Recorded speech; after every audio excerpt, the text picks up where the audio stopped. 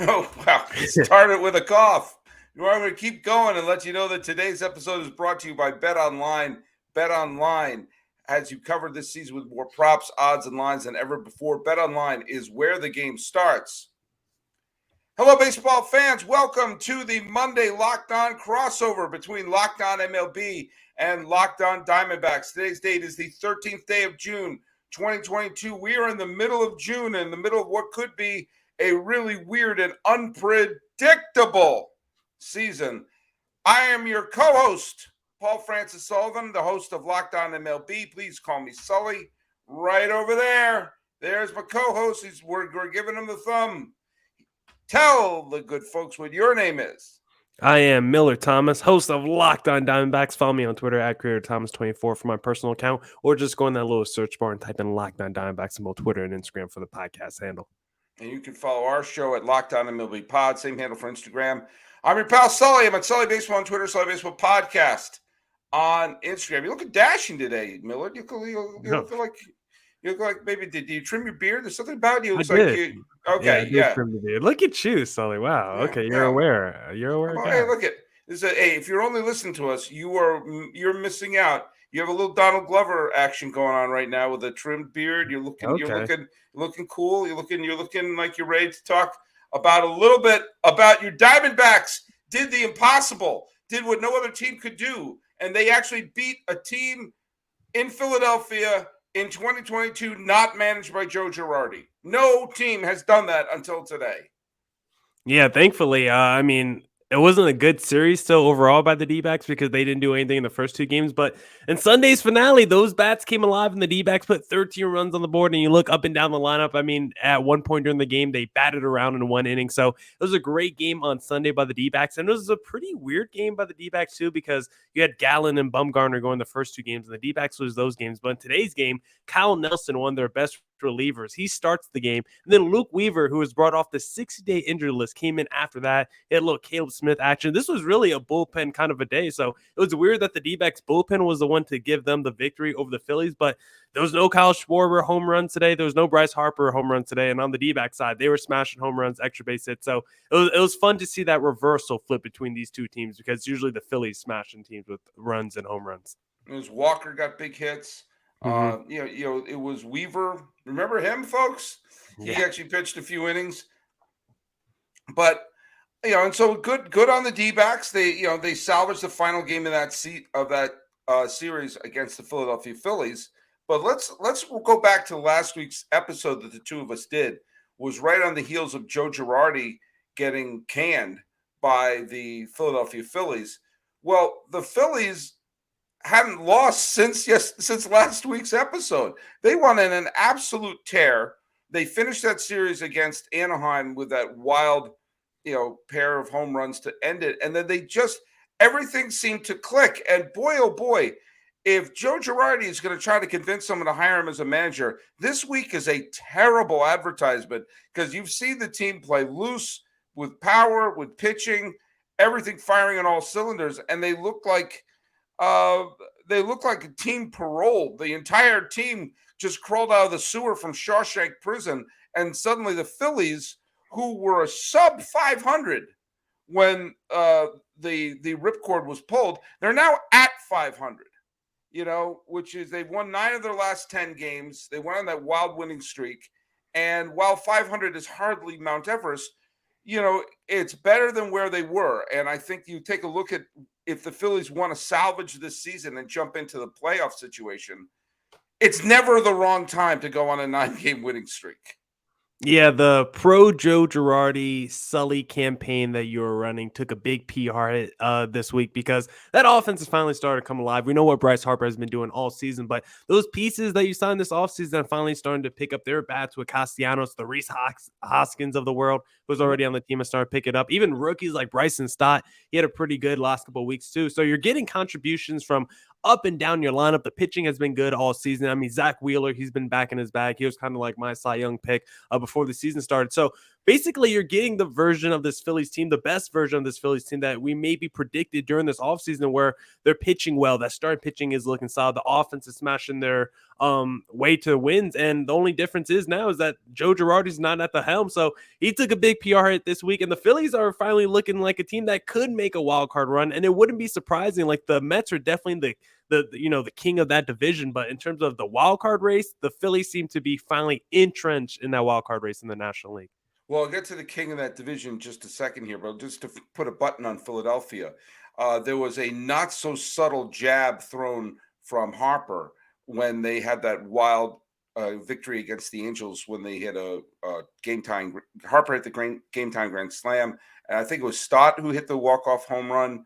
And Harper said something like, "Well, now we're starting to win as we're letting the young kids play." He said something along those lines, which was a little shot across the bow of the previous owners, of the previous manager. But hey, good. I mean, I can't claim I'm a Philadelphia Phillies fan, but I want my stars in the postseason. And Bryce Harper, the reigning National League most valuable player, is one of the big stars. Bit of a lightning rod, but it's good to have teams with stars making a run for it. And it will make, and we're going to talk in segment 2 of what the potential logjam that we're going to be seeing in this season. But you mentioned the king of the hill, and the Mets do indeed have the best record in the National League. They've moved past Los Angeles as the best record in the National League. And looks like the Padres may be soon leapfrogging the Dodgers in that division. We're recording this, we're recording this on Sunday afternoon. The Dodgers-Giants game is still going on. Saturday's game was an absolute thriller between LA and Los Angeles, San Francisco, where the Dodgers scored 2 runs and they left something like 13 or 14 men on base. And the Giants are just pulling out all the stops, striking out Mookie Betts with the bases loaded in the 8th inning, and just a wonderfully exciting game. And the Padres, who are on an absolute tear, are showing why Bob Melvin is one of the best in the game. But you mentioned that the Mets are the unquestioned king of the hill. Well, last year the division winner was the Braves. Mm-hmm. In 2020, the division winner was the Braves. In 2019, even though the Nationals won the World Series, the division winner was, say it with me, the Braves. The Braves. And 2018, do you remember who won the division in 2018? I'm gonna go with the Marlins. No, close. So just a little bit north. That'd be the Braves. You don't often say north to Atlanta, but the Atlanta Braves, who stumbled out of the gate, are now on an 11-game winning streak. 11 games. And, no small part has to do with the fact that Ronald Acuna Jr., it's amazing when your MVP candidate is healthy again, what that can mean. But the Braves are saying, hold my beer, everybody. We're the defending World Series champs, and let us remind you why. Now, granted, they don't have the same depth especially with Jackson hurt, in their bullpen that they had last year. Basically, they rode their bullpen and a bunch of surprising stars, surprising bats, the Solairs and the Rosarios and the Jack Petersons of the world. But with that being said, let's not count it. I mean, it's a little less than 2/3 of the season left after today's game. The Braves look great. And one other quick thing. The Marlins, okay, they didn't play too well today against Houston, but they were on a 5-game winning streak with great pitching. And Sandy Alcantara is putting together, along with Pablo Lopez, all-star caliber seasons. You have 4 tough teams in that division right now. Yeah, it's a pretty low division. We'll still see on the Marlins if they're able to really get in the wild card race. But the Braves, they're a team that their offense has really started to pick up. I mean, like the Philadelphia Phillies are starting to get major contributions outside of the Ronald Acuñas, like the Austin Rileys are starting to pick it up. William Contreras of that team has been a phenomenal catcher this season from an offensive standpoint. So the Braves, like the Phillies, they had a lot of, roster turnover during the offseason. They switched out some guys, and they had kind of a culture shock with Freddie Freeman leaving. Like, he was basically the face of the franchise. We talked a lot about it during the offseason. And so him leaving Atlanta, like, that's big for your locker room. That's big for your organization. So they kind of had to figure out, and they went through, I think, that first month just kind of transition period without Freddie Freeman. Ronald Acuna kind of started late. He was kind of a, early season injection that wasn't there to start the season. And we know he's an MVP candidate. So now you add Acuna back in the mix. You're getting some great performances from Max Fried. Kyle Wright has been phenomenal this season. Now you're seeing this Braves team really starting to gel. And it makes you wonder, like, can this team get back to the, maybe the World Series? Because this team still is as talented as it was the last year. And you're basically, you don't have Freddie Freeman anymore, but at least you got Ronald Acuna now to replace that star power that left with Freddie Freeman gone. And Matt Olson, I think, who has been okay this season, I think he can still hit another level of, I think he can still get to another level, another gear this season that we haven't yet seen from him as we start to enter these summer months. So I think this Braves team can get even better as the season wears on. Yeah, and they've had some injuries, and Smith has not been as strong, but Kenley Jansen has done okay. Minter's been tremendous. And they're getting, and Kyle Wright has moved into the starting role. He was in the bullpen for them in the World Series last year, and he's moved into the starting role. I think we're someday going to find out that there was more to the Freddie Freeman leaving, because remember, he didn't sign with LA and then they traded for Matt Olson. They traded for Matt Olson first and closed the door on Freeman, which allowed Freeman to sign with Los Angeles. And I wonder if there was something else going on. It was hinted at with some things that Acuna said, which he immediately walked back from. But I wonder if it was kind of like, okay, you were here for 10 some odd years. You won us a World Series. We're going to move on from you right now. Yeah. And I wonder if there was a culture thing in their locker room that him not being there would be positive. But as it stands right now, Olson, Albies, Swanson, Riley, and Acuna Jr. are all under 30, and they will all be under 30 next year. So this is a core of players that have already won a World Series and may have another one in their back pocket before all is said and done, especially if Contreras comes in and is the everyday catcher from now on. This could be a core that stays together. Yeah, maybe it's a little dynastic. We'll see. I know Acuna probably wants to be in the field for another World Series, but the Freddie Freeman thing is just weird because a lot of the rumors as to why he left is not really because of the money. It seemed like they were just more about the years, and there was like a 1-year difference. Freddie Freeman won like a 7-year deal, and the Braves weren't willing to go there and stay at 6. Like, that just seems ridiculous that you're letting your franchise star walk over 1 year. So I don't know if we really there, like you said, there seems to be more behind the scenes than what the Braves are letting on, or the agent of Freddie Freeman's letting on in that scenario, because it seems like Freddie Freeman wants to stay. We see his wife's Instagram post about how they love the city of Atlanta, but I think it was a tough situation. But I think Freddie Freeman down the line will probably do what Albert Pujols is doing and re-sign with the Braves one day. Well, look, the main thing about the Braves is keeping them healthy. Okay. And I know you have a lot of ways to keep yourself healthy. So why don't you share that with us, Millard Thomas?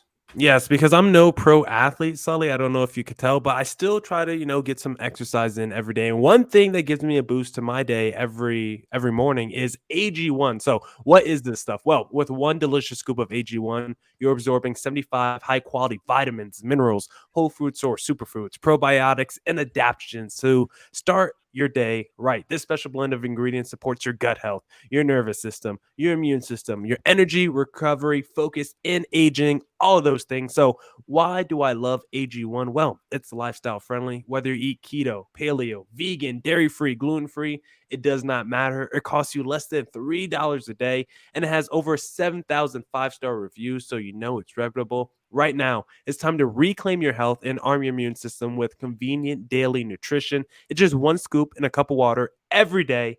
That's it. No need for a million different pills and supplements to look out for your health. To make it easy, Athletic Greens is going to give you a free 1-year supply of immune-supporting vitamin D and 5 free travel packs with your first purchase. All you have to do is visit athleticgreens.com/MLB network. Again, that is athleticgreens.com/MLB network to take ownership over your health and pick up the ultimate daily nutritional insurance.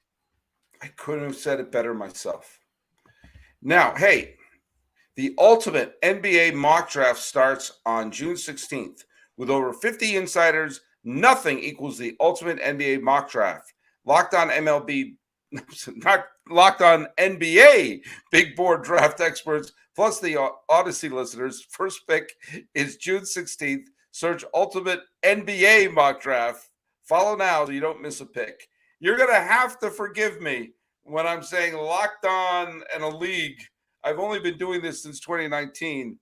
I had the same problem with when we had to do something for the NFL, and Locked On NFL kept turning out to be Locked On MLB. So what are you going to do about that?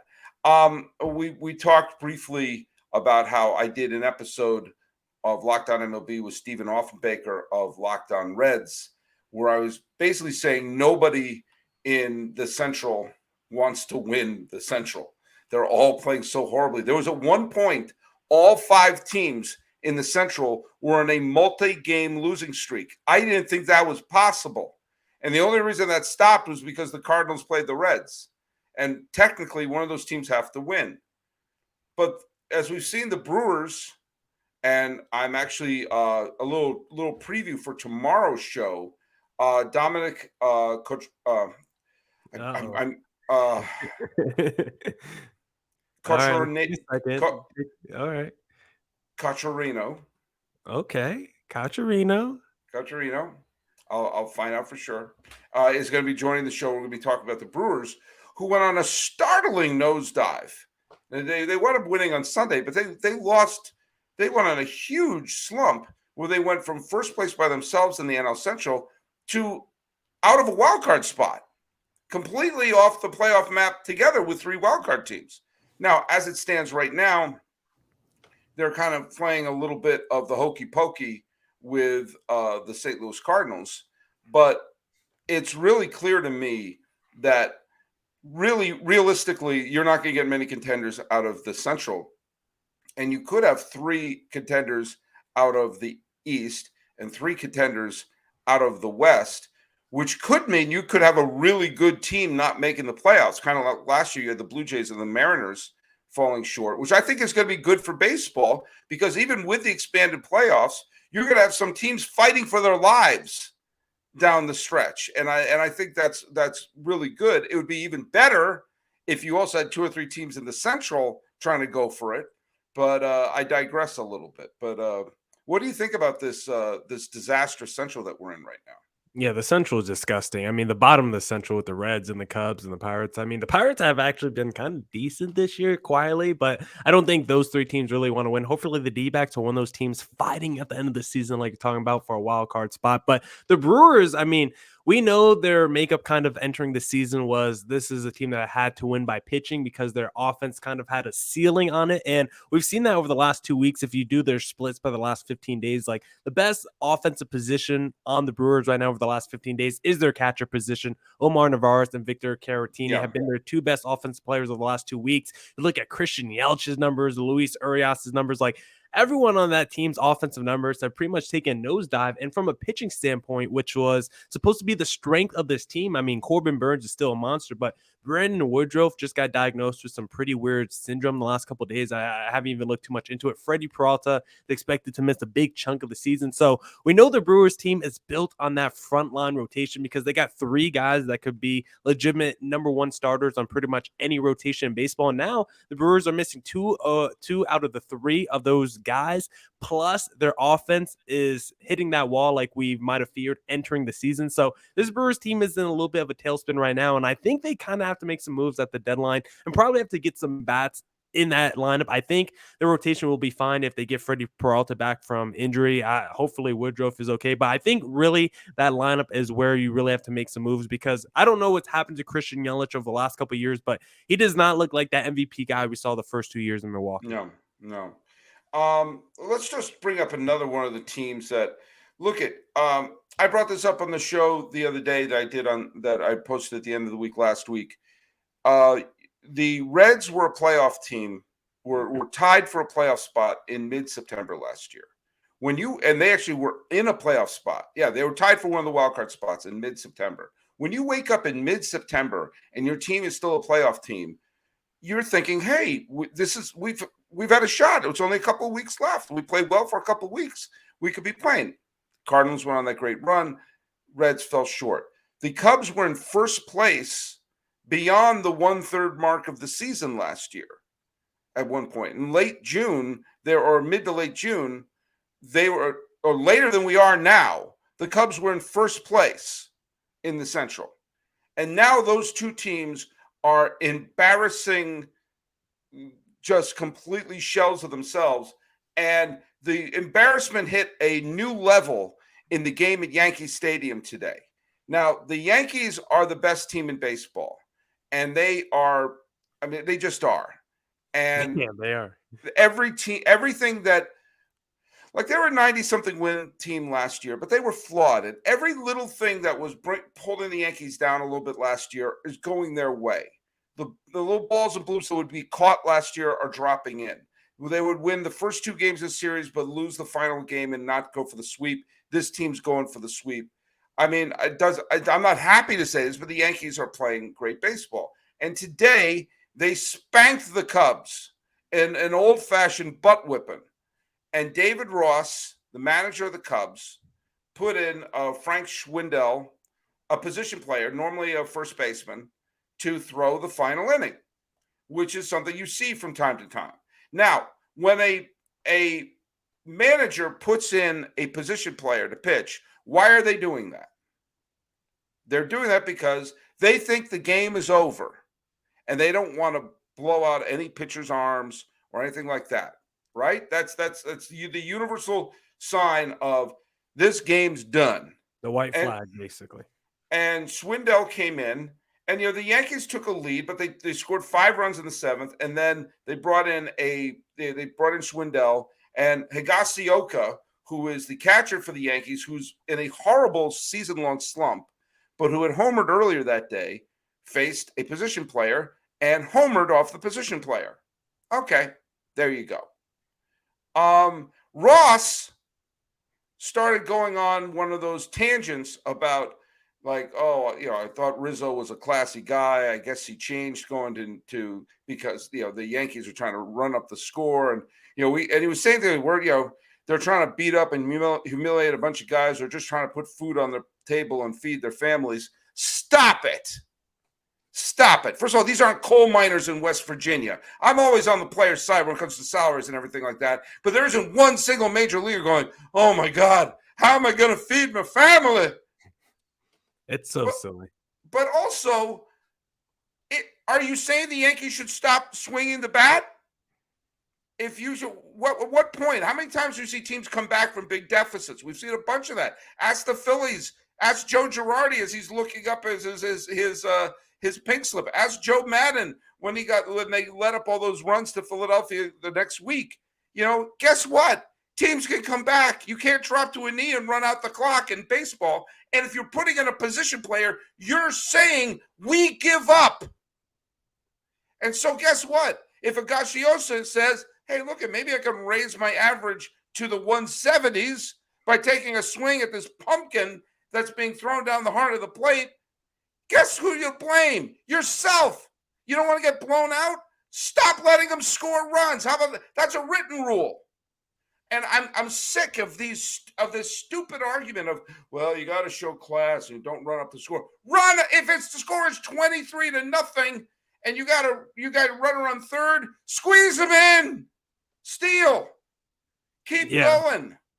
I don't think offenses are just like, oh, they're putting the position player on the mound. They're trying to disrespect us. Let's go up there and score 8 runs now to really rub in. And like these offenses aren't thinking that. Like most of the time, they're like, all right, we know their white flag is coming out. Like let's just go up there and get some BP. Like it's BP time, guys. Like let's just go up there and have fun. Like if the guy strikes us out, they strike us out. And if we're able to smash a home run, like let's treat it like softball or a little league game. And it's kind of fun sometimes when you see those position players go up there and they throw the eephus pitch that's like 50 miles an hour and it just comes with the big curve and someone strikes out on it. Like it's a fun time, and most of the time, like it shouldn't matter that part of the ball game because it's garbage time anyway. And I think we should probably enact a mercy rule. We're kind of talking about this off air, but like if you're up 10 to 15 runs after 8 innings, like maybe we should just end the ball game. Like I know people hate the extra runner on second rule. I know you hated the ghost runner rule, but at least it's something different and it's ending games quicker. Like I'm okay if it's a big blowout like we saw today with the D-backs and Phillies, where the D-backs are up 12+ plus runs after 8 innings. Like, let's just end the ball game so you don't have to see position players in, because guess what? If you're not Shohei Ohtani, you probably should be a position player pitching anyway. And we shouldn't even get to that part of the ball game where we have these guys who are unqualified to even be on the mound anyway. Like, why are we even watching that as a sport?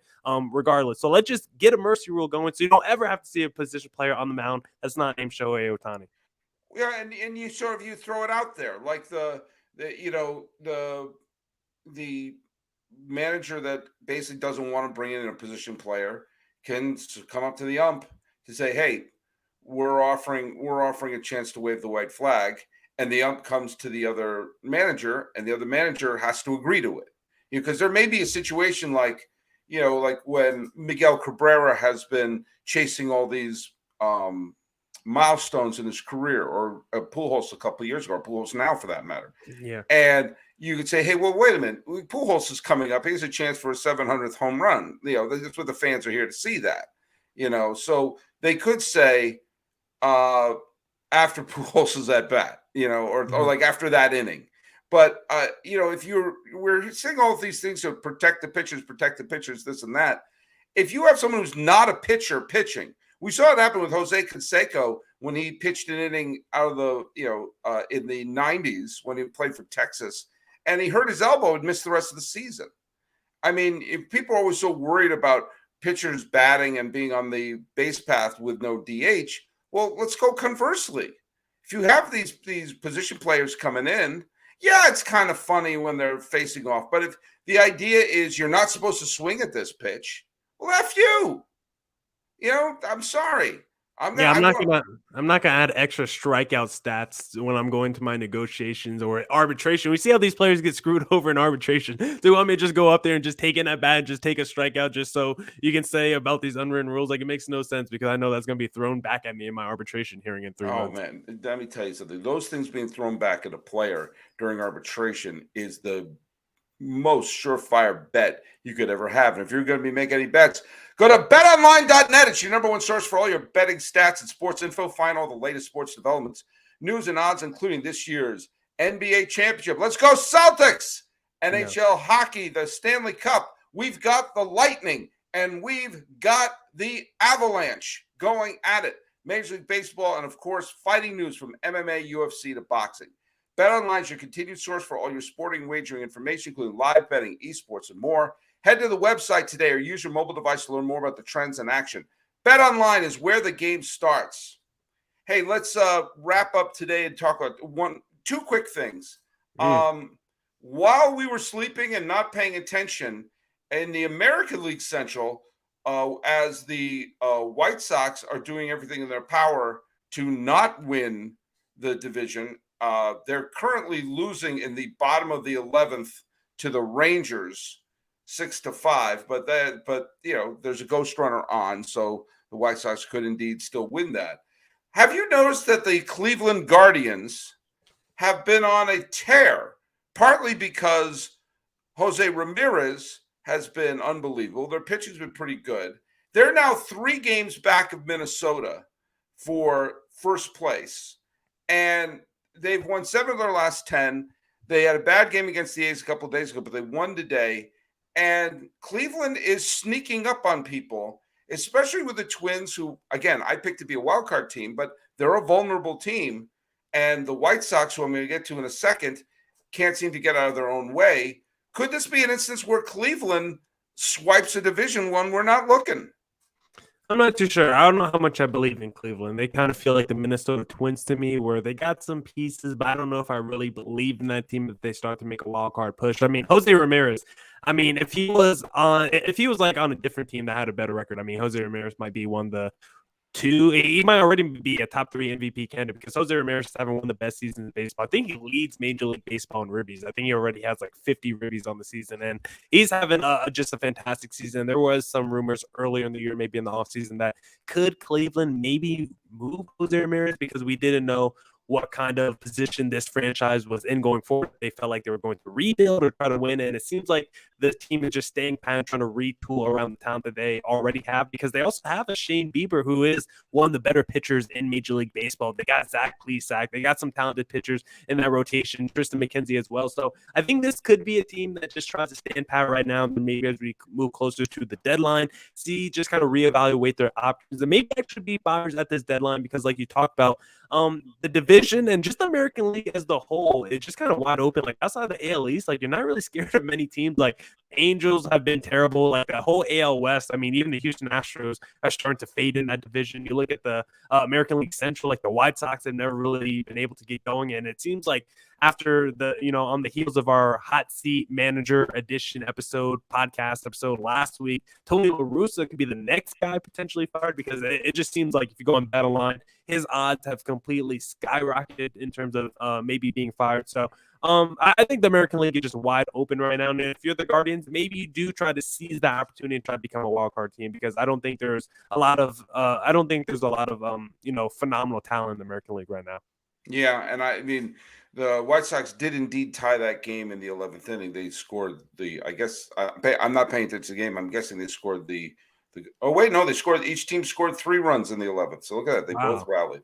So I stand corrected. I just assumed it was a ghost runner who scored.